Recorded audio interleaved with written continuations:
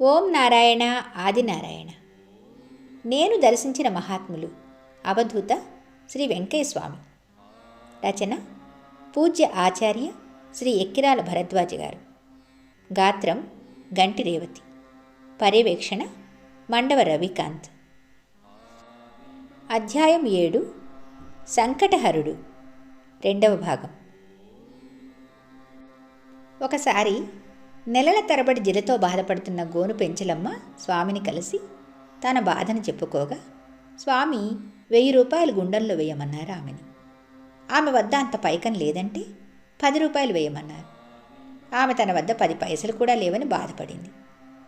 అయితే 5 నిమిషాలు నా ఎదుట నిల్చోమను అన్నారు స్వామి. అలా చేయగానే ఆమె బాధ తొలగిపోయింది. మరొకప్పుడు ఈమె ఆయాసము దగ్గుతో బాధపడుతుంటే స్వామి 6 రూపాయలు దక్షిణ పెట్టమన్నారు. ఆమె వద్ద పైకం లేక మౌనంగా నిల్చుంది. ఈసారి స్వామి 1000 రూపాయలు గుండంలో వేస్తే పోతుంది అన్నారు. మరో రోజు ఆమె 5 రూపాయలు సమర్పించగానే స్వామి నేను కాదు అమ్మ బాగు చేస్తుంది అని డబ్బు తిరిగి ఇచ్చివేసి ఆమెను తులసవ్వ దగ్గరకు పంపారు. తులసవ్వ నవ్వి ఆయనే నీ జబ్బు పోగొట్టారు పో అన్నది. 2 వారాలలో క్రమేణా ఆమె బాధ తగ్గిపోయింది. శ్రీరాములు శెట్టి పెనుపర్తి కుష్ఠురోగి. అతడు స్వామిని ఆశ్రయించాడు. స్వామి అతని వంటికి నూనె రుద్దేవారు. అప్పుడప్పుడు అతనింట భిక్ష చేసేవారు. కొన్నాళ్లకు అతని వ్యాధి తగ్గిపోయింది. తర్వాత అతడు స్వామి చెప్పిన నియమం తప్పాడేమో మళ్ళీ ఆ వ్యాధి అతనికి వచ్చింది. 25 సంవత్సరాల వయస్సు గల కోడూరు వెంకమ్మ నుదిగేడు నీరసించి మంచం పట్టింది. ఆమెకు ఆహారం చూస్తేనే వాంతి వచ్చేది. స్వామికి చెబితే ఆమెను పెన్నబద్వెలు తీసుకువచ్చి తమ వద్ద ఉంచమన్నారు.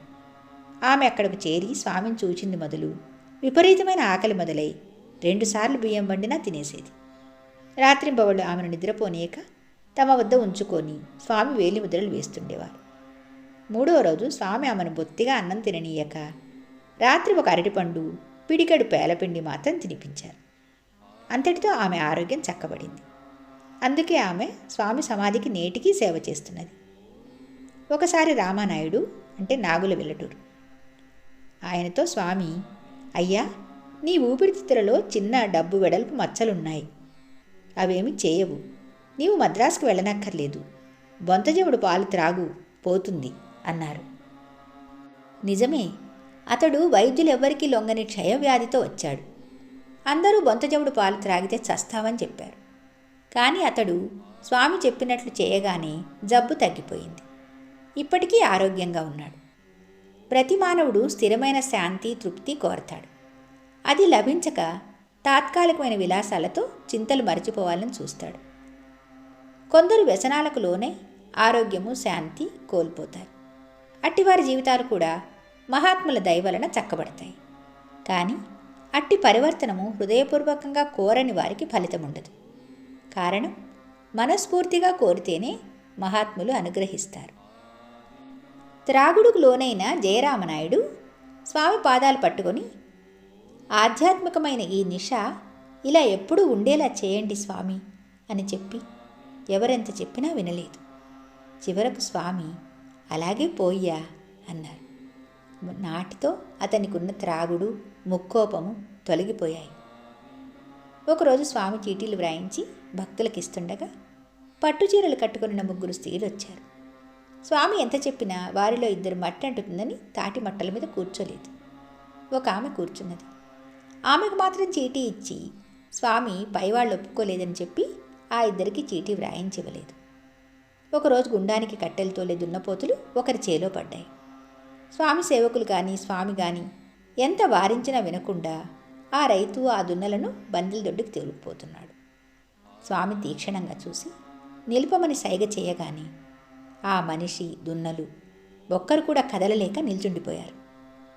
స్వామి ఇదేమీ నా సొంత పని కాదు, లోకం పని, కావాలంటే గుండంలో వాటా వ్రాయించుకో, ఇలా ఎప్పుడూ చేయవద్దు, అమ్మను అడిగి అన్నం తిను అన్నారు. ఆ త్రాగుబోతు వెంటనే దున్నలను ఆశ్రమానికి తోలుకొని వచ్చి ఇచ్చివేసి రోజూ స్వామికి సహాయం చేస్తుండేవాడు. తూపిలి వెంకయ్య కోడి పందాలు త్రాగుడుతో ఇల్లు గుల్ల చేసేవాడు. స్వామి సేవకురాలైన ఆయన భార్య ఎన్నిసార్లు విన్నవించుకున్నా స్వామి వినిపించుకోలేదు. ఒకసారి ఆమె ఇంట్లో పనిబడి తాను నిత్యము స్వామికి సమర్పించుకునే పాలు తన భర్త ద్వారా పంపింది. స్వామి అవి త్రాగి కోడి కూసినట్లుగా అరిచారు. అది విని అందరూ నవ్వారు.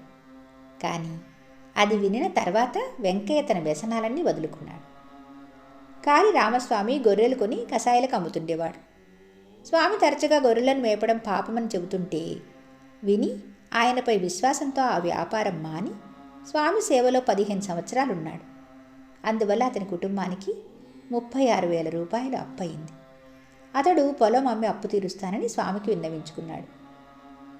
స్వామి, అయ్యా, పొలం ఇవ్వవద్దు, అమ్మితే నీ పిల్లలు ఏం తింటారు? నీవు పొదలకూరులో కూడా పొలం కొంటావు, మిద్దె కూడా కడతావు. నీవు మునుపటి వ్యాపారం చేస్తే అప్పు తీరి నీకు అన్నీ వస్తాయి అన్నారు. అది పాపమంటారు కదా అన్నాడతను.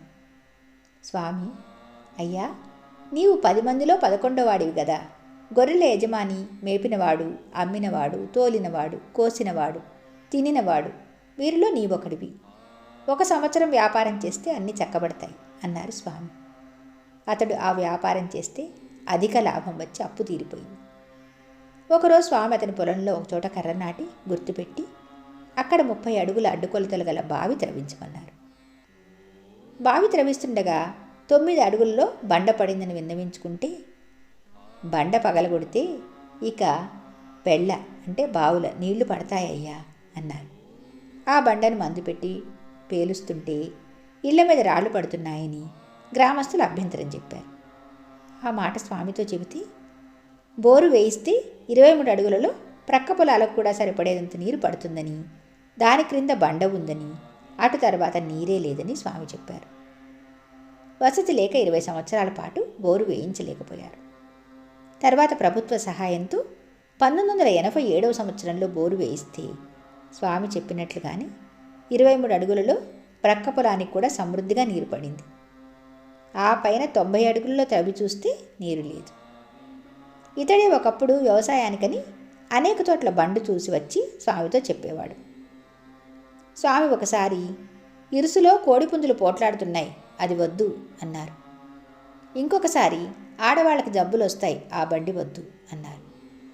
మరొక బండి గురించి, పిల్లకాయలకు జబ్బులు వస్తాయి, వద్దు అన్నారు. బండి విషయం తేల్చుకోవాలని ఒకరోజు అతడు ఆయన వద్దకు వెళ్ళగానే స్వామి తనకై తానే, రాజుపాలెంలో 400 రూపాయలకు బండి ఇస్తారు, తెచ్చుకో. సోమవారం ఉదయానికి ముందే బండి తోలుకొని ఆ ఊరు వదిలి వచ్చేయి. మీ ఊర్లో రాములవారి దేవాలయంలో 3 నిద్రలు చేయించి మీ పిల్లకాయలను దాని మీద ఎక్కించుకొని ఊరంతా తిప్పుతూ శనగలు బొరుగులు పంచుతూ బండిని ఇంటికి తోలుకుపో అన్నారు.